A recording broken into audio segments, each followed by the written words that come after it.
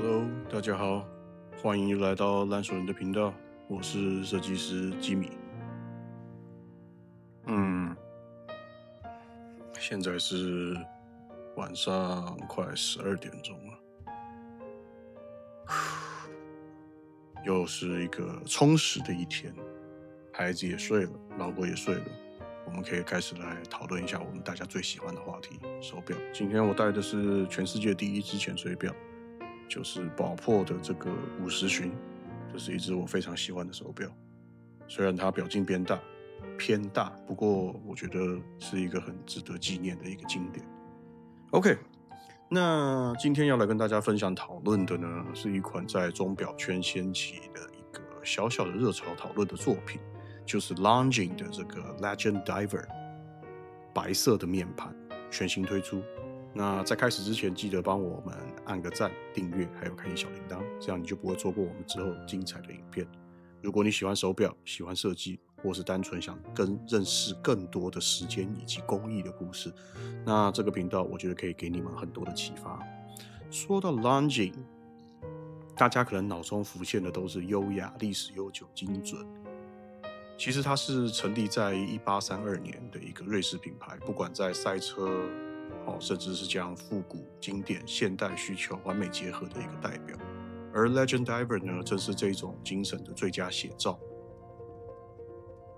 它源于1959年的一个经典潜水表，就是 REF 7042这一支经典的潜水表。当年搭载的是 EPSA 的 Super Compressor 的表壳，透过双表冠以及内旋式的潜水圈，在潜水界里留下了鲜明的记忆。那直到2007年呢，浪琴正式的复刻，从那一刻开始 ，Legend Diver 就不只是复古的一个再现，它成为了品牌的其中一支顶梁柱。这次我要介绍的白色版本，是因为我往年前阵子看到黑色的，我觉得对它很复古，可是它好像没有到很特别，反而是这次出了白色，我觉得非常的漂亮。这一次白色的面盘是2025年全新加入的成员。不同于传统的黑蓝配色的那样沉稳，它反而多了一种清新的氛围。哑光的白色搭配黑色的数字以及刻度，很清爽，但是依旧很强烈。对我来说，它不光是潜水表，我觉得它多了一种生活的态度。你可以带着它潜入海洋，你也可以带着它穿着衬衫或休闲服，展现出你的优雅跟率性。我觉得是这只表很迷人的一个地方。所以今天我们就一起来探讨这一只 Legend Diver 白色面盘，看看它如何从历史走来，成为了夏天最适合潜水的穿搭表之一。要了解这个 Legend Diver 的价值，我们要先回到时间拉到这个1959年，在那一年，浪琴推出了编号7042潜水表。那当时采用的是我们刚刚讲过的 Super Compressor 的结构。这种表壳会随着水压增强而自动让密封的效果变得更紧实。同时，它搭载双冠的设计，其中一个是控制时间，另一颗则是控制内部的这个旋转圈，就有点像是 Spinnaker。其实 Spinnaker 它就是在致敬浪琴的这一只表。OK， 那随着时间的流逝这款经典的潜水表逐渐成为了很多喜欢浪琴的收藏家的梦幻逸品，一直到2007年呢。浪琴才正式的将这只表重新的复刻，推出了 Legend Diver 系列，而且几乎完全的保留了原始型号的双冠、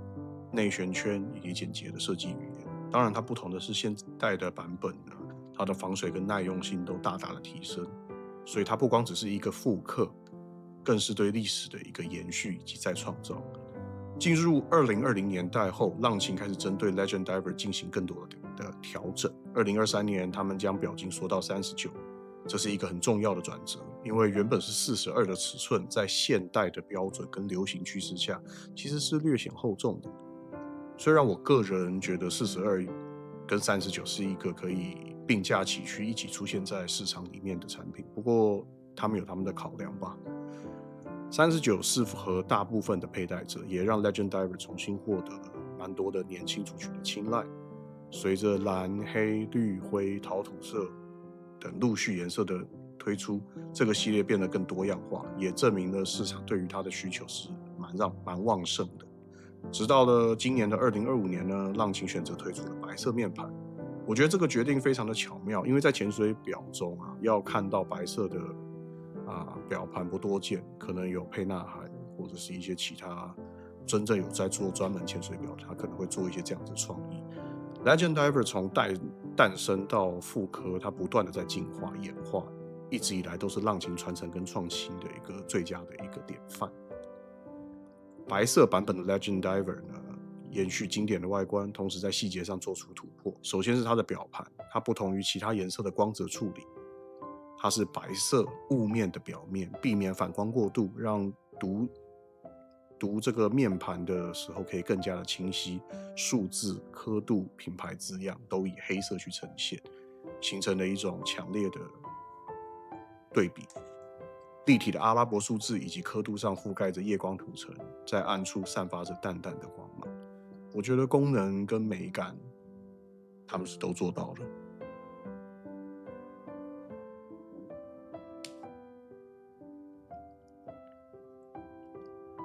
OK， 它的指针呢，同样经过了黑色的处理，那并且在表盘跟粗糙的纹理是相互呼应的，有一种工具表的坚毅感。搭配经典的箱型宝石、蓝宝石水晶，营造出非常浓厚的这个复古氛围。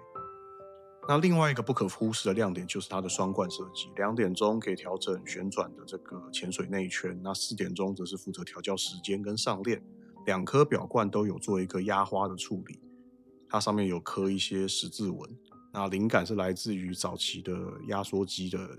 机构。那这样的细节可以让它变成一个辨识度极高的一个象征。在表带的方面，白色配备不锈钢的 Beads of Rice 米珠链，那外圈拉丝，中段抛光，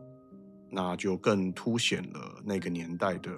复古以及现代的质感。我觉得更重要的是，它搭载4段的无工具微调的折叠扣。大家听到了吗？现在连浪琴都开始注重微调这件事情，所以各大一线的品牌，你们也要注意咯，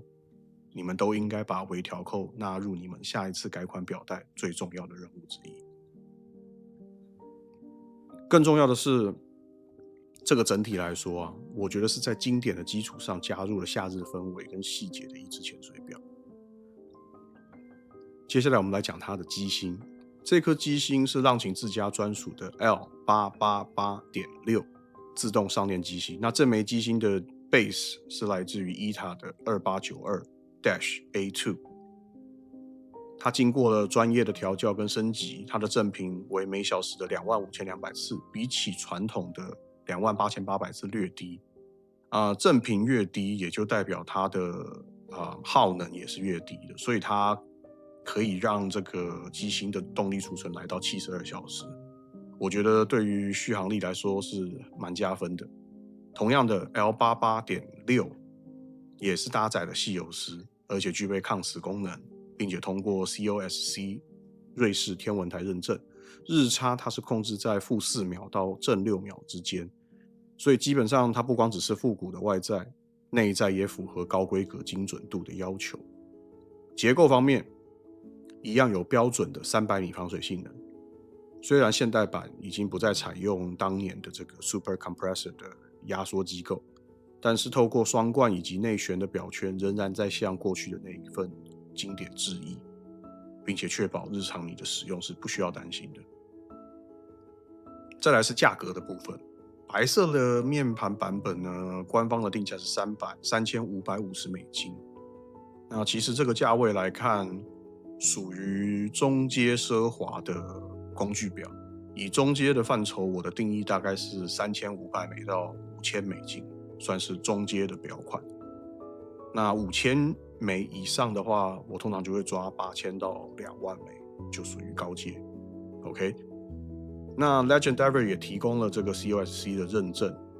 ，300米防水，复古的设计，很高质感的链带，性价比其实我觉得以$3550来讲算还不错。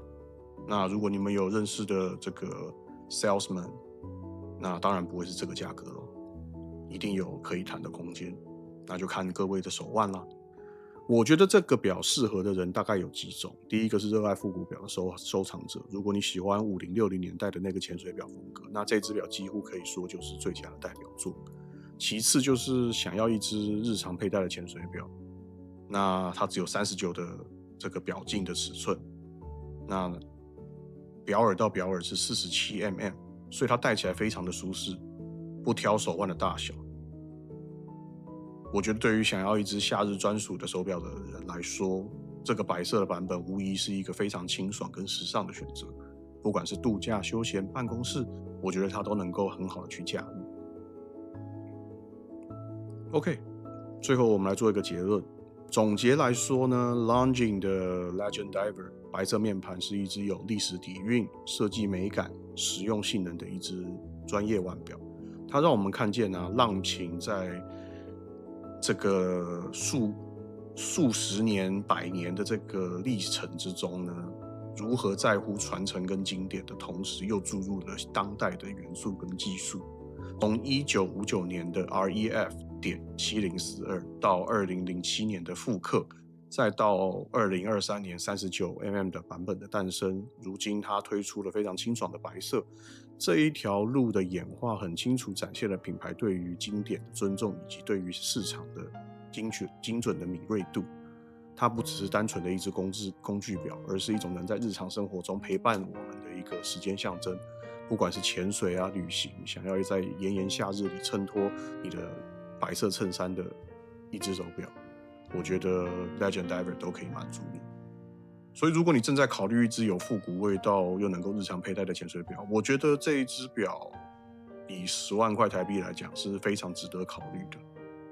大家都可以列入自己的购表清单。最后我再提醒大家一下，